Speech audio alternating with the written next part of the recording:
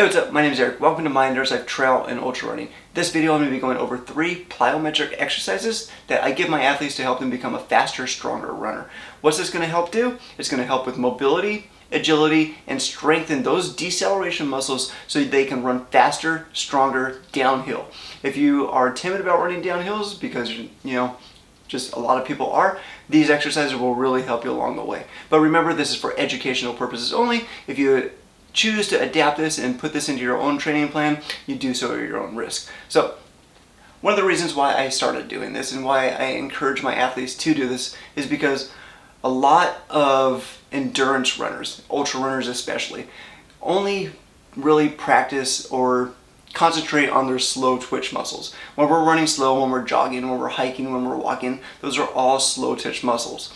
But when they encounter a rock or a root, or especially a fast, steep downhill, that's when our fast twitch muscles come into play. And if you don't exercise those, they're going to fatigue really fast, and that's when you take a chance of falling or just like tiptoeing down. But we all want to be like Killian or Jim Walmsley or those people out there who just, you see bombing these downhills and it just looks like so much fun. So do these exercises, and I can't guarantee anything, but chances are it'll probably help you crush your downhills and become a faster, stronger runner. So, and watch this video all the way to the end, because chances are you're probably doing butt kickers wrong for a runner, and I'll demonstrate how to do butt kickers correctly for a runner.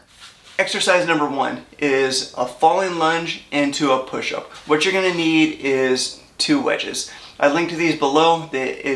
I found them on Amazon for like 15 bucks. So it is an Amazon Associates link. So if you do, choose to use that link, I am going to get like $1 from it. So just keep that in mind, that it helps out a little bit. But I mean, you can use whatever you want. But I really like using wedges because it's going to really help with that fall and then that push-up motion. Alright, so I'm going to demonstrate this 2 ways. I'm going to show you a couple times falling forward, and then I'll turn to the side and demonstrate a couple of times falling, sideways for you, but forward for me. So you can see how low to get and how to push back up. First off, grab your wedges, push them together, step on them, make sure you're comfortable, and I like these ones because they really don't slip. And then you just get comfortable, and you're going to fall forward into a lunge, and then push back up. And switch legs, fall forward into a lunge, push back up. Again, fall forward into a lunge, push back up.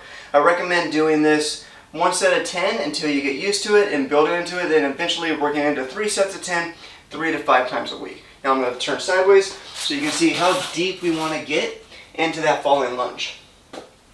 We don't want to fall far enough to where our knee touches the ground. We want to keep it, a couple inches above the ground. So we really are using our muscles to slow us down and then push us back up. If you notice, I'm raising my hands. This is just for balance, and it really helps. And then once you get used to it, you can really start pushing up hard. Alright, next exercise we're going to be going into is ice skaters. So if you've played any type of team sport, soccer, hockey, basketball, baseball, you've probably done ice skaters. What we're going to do is do ice skaters and then throw in a hop at the very end. So start feet equal distance apart, ice skate, and then into a hop. Ice skate, into a hop. If you find that your balance is a little bit off, you can set your feet down in between reps until it becomes stable and you can do it without falling over. And then you'll switch sides.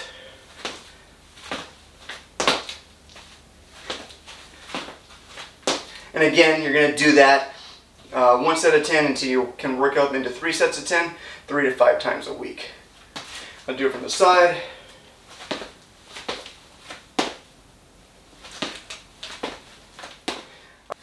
Alright, this last exercise is a box jump to a hop. And I'm doing this in my garage, so I'm just using a little stool. But if you're doing it outside where you have a little bit more headroom than I do, recommend using something just about knee height or maybe just below your knee. And then you can work up to something that's just above your knee. But it's not like a full box jump like people do in like CrossFit and stuff. We want to be able to hop up and then do another hop once we're on top of it. So I'll demonstrate from the side. Start with your feet about shoulder width So you're stable, balanced. Get into a squat position.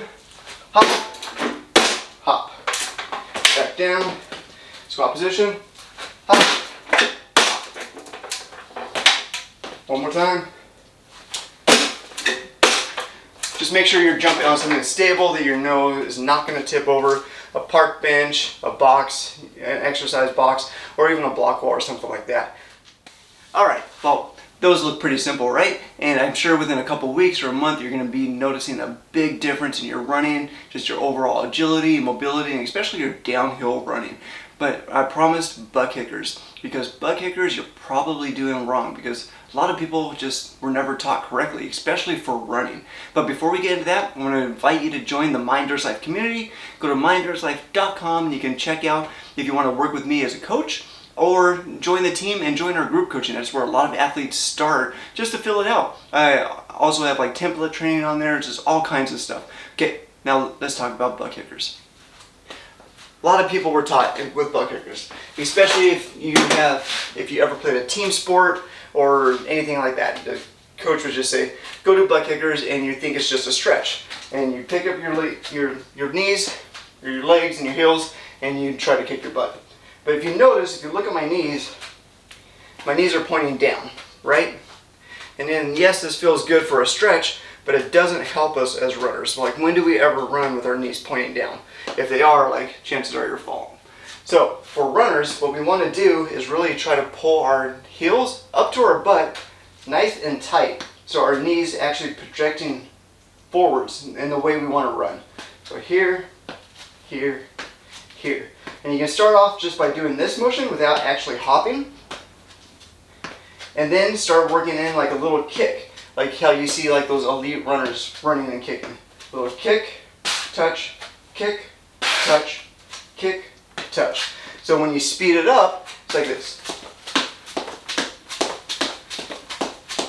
And then what I like to do, and what I recommend my athletes doing, especially if they have strides that day, is slow down from your jog, get into a couple butt kickers, start leaning forward, and then that will accelerate into your strides. And it's just a great way to help with your running form, your running technique, and your foot strike. So check it out, I encourage you, and I'll be seeing you on the next video.